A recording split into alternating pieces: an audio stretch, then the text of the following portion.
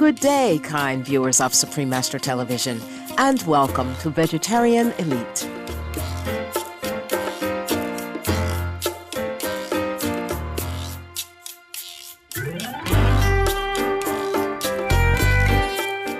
When I look around and talk about the love for me and love for humankind, wouldn't it be nice if we could all come together and wave a magic wand and make this planet a humane society? Can you guess what famous American personality we would like to honor on today's show? Well, he has a remarkably diversified resume. He is a professional comedian with a career spanning 5 decades, a long-standing human rights advocate, best-selling author, anti-drug crusader, and expert nutritionist. He has been honored at the Kennedy Center in Washington, D.C., and is also the loving father of 10 beautiful children and a devoted husband of more than 50 years. If your guess was Mr. Dick Gregory, then you were absolutely correct. Supreme Master Television had the privilege of speaking with Mr. Gregory after the live video conference World Vegan, World Peace, A Conscious Choice Conference held in Chicago, Illinois, USA in August 2011 with Supreme Master Ching Hai as the guest of honor. On today's program, we will also bring you some highlights of Mr. Gregory's stand-up comedy performance at the event. I remember someone asked me, they said, "You've been fasting for 40 years. What does your doctor think?" I said, "My doctor been dead 30 years."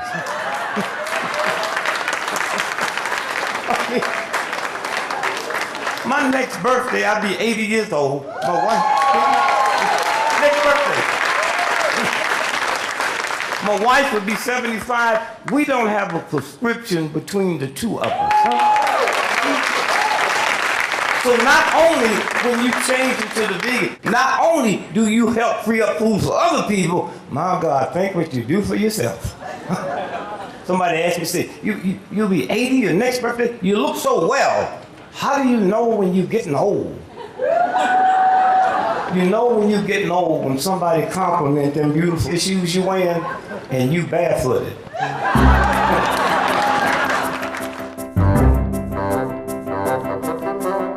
Richard Claxton Dick Gregory has lived a life far from ordinary.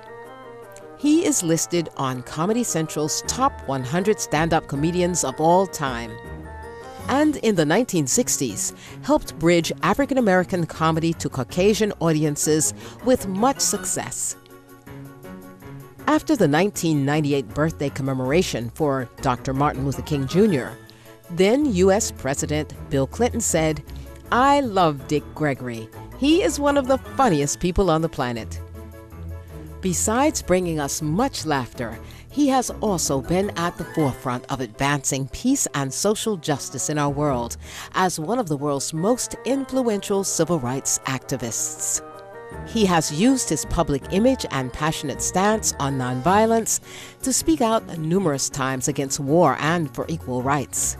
In fact, in 1968, he ran for President of the United States for the Freedom and Peace Party.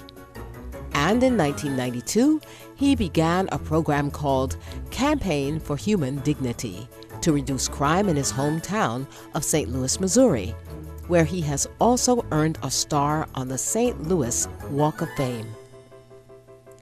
Perhaps what has made Mr. Gregory so successful is his ability to connect with audiences on such difficult-to-discuss topics like violence. You know, we look at TV now, and so many people look at TV and identify with crisis, identify with violence, identify with...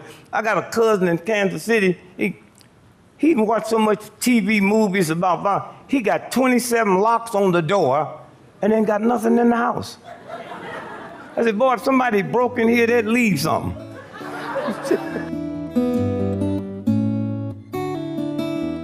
On the health front, Mr. Dick Gregory has discovered many incredible secrets to long-lasting health with his research into raw foods, fruitarianism, and plant-based diets.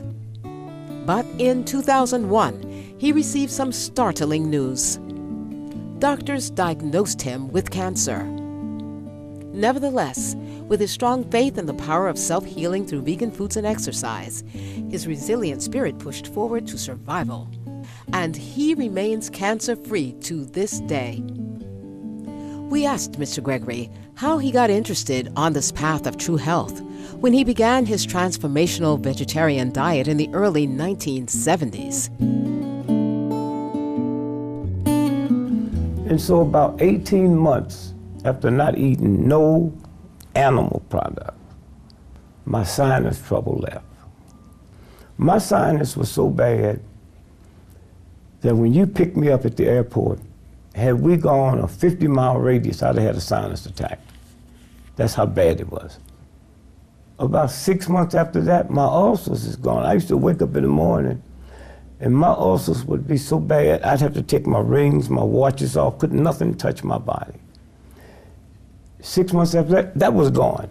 Then I said, wait a minute, it must be something to eat and they haven't told us about. And that's how it started. I started doing the research, started questioning things. Yes. And then I realized that I've been in an awful ignorant trick. You know, how can I feel this good by eliminating something? And then after that, I started looking deep. Then I started.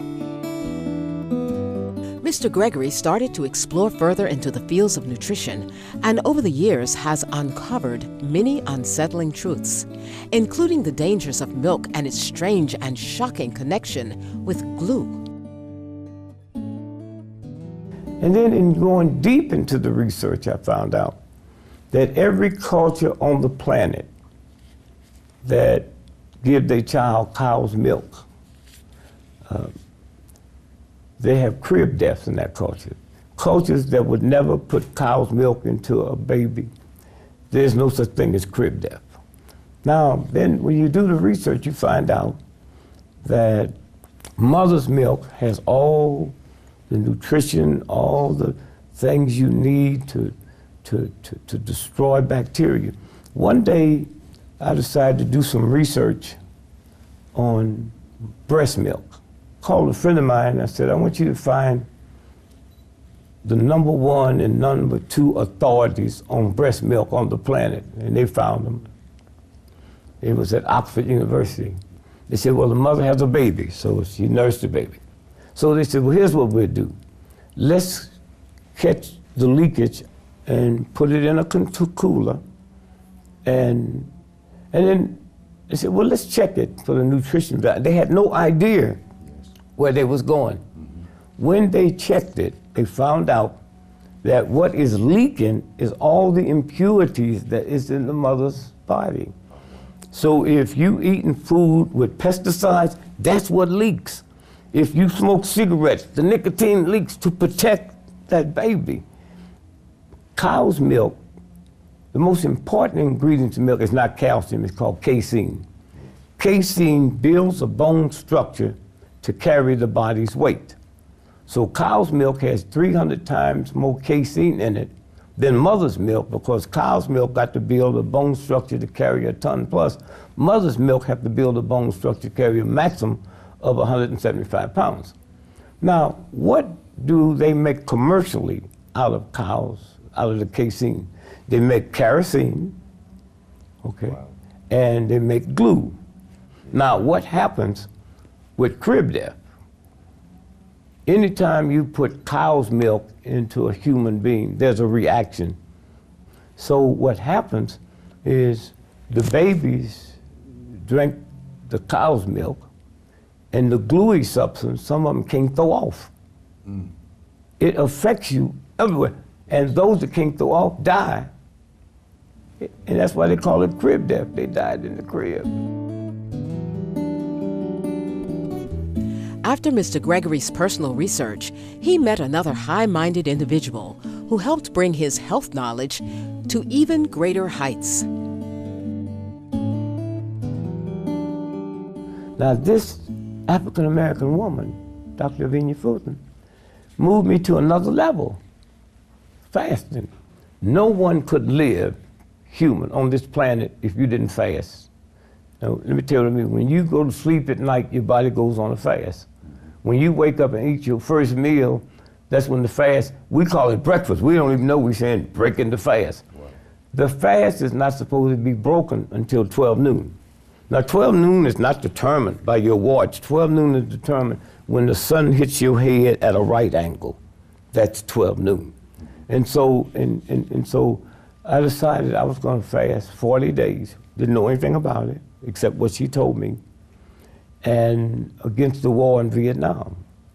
And so I fasted 40 days on nothing but water. I went to 57 cities and did 63 speeches. Now, what happened is after the 15th day, my senses of smell, I could smell stuff 3 blocks away.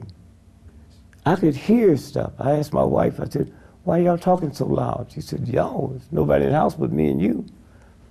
So I started walking towards the sound, and I walked to the window. I'm on the 9th floor, and I'm picking up a conversation of 2 women standing in the bus zone waiting on the bus. All your sensitivity wakes up on a fast. Fortified with so much powerful information and experience, Mr. Gregory decided to use his celebrity status to its fullest and inform the public about the benefits of a plant-based lifestyle. He would sometimes speak up to 250 days a year at college campuses nationwide about vegetarianism. Tracy McGuirter, founder of BlackVegetarians.org and author of By Any Greens Necessary, is a glowing, vivacious vegan of over 20 years. She credits Mr. Dick Gregory with her transition.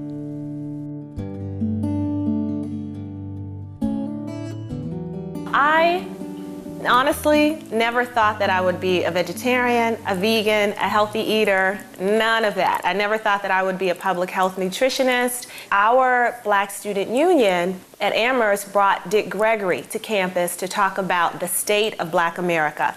And instead, he flipped the script on us and he decided to talk about the plate of Black America. So he talked about how unhealthfully most Black folks eat. He spent the next 2.5 hours graphically tracing the path of a hamburger from a cow on a factory farm to a slaughterhouse to a fast food place to a clogged artery to a heart attack.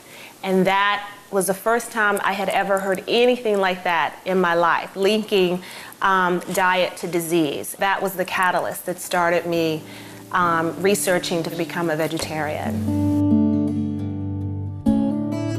Mr. Gregory has been credited for introducing Dr. Martin Luther King Jr.'s son to vegetarianism, who then went on to influence his mother, Coretta Scott King, to become a vegan. And these days, with the uncertainties surrounding the safety of genetically modified foods, Mr. Gregory shares his concerns. You see the folks can't hardly walk, can't think. That comes from the diet. Yes. That comes from the animal product. Yes. You know, it's kind of interesting. You go to the grocery store and you go to the egg section, they have large eggs, small eggs, medium egg. How you get a chicken to lay a large egg? How you get a chicken to lay a medium egg? You know, it's something you injecting into them. Yes. I have to have somebody to tell me that organic ain't just enough. Huh? Organic's not enough. I'll give you an example.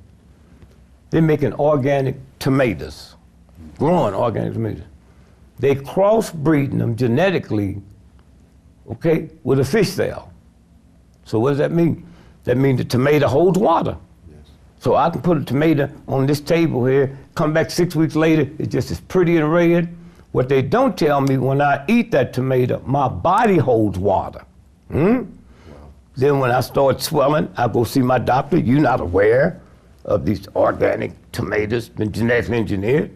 So when I come to see you, you put me on the water pills. Anytime you put me on something to cure something that I don't need, that'll kill me. And so What I'm saying now, there have to be a mechanism out here that have nothing but a research team and start putting that information out.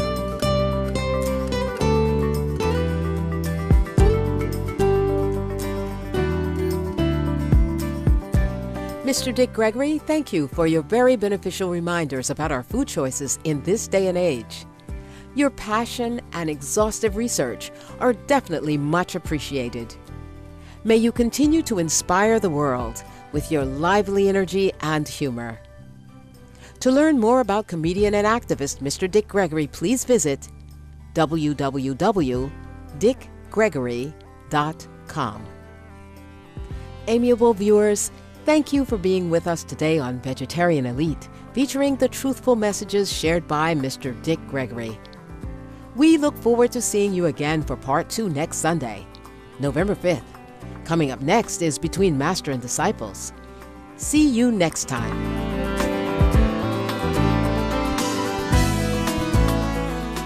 For more details, please visit www.suprememastertv.com/VE.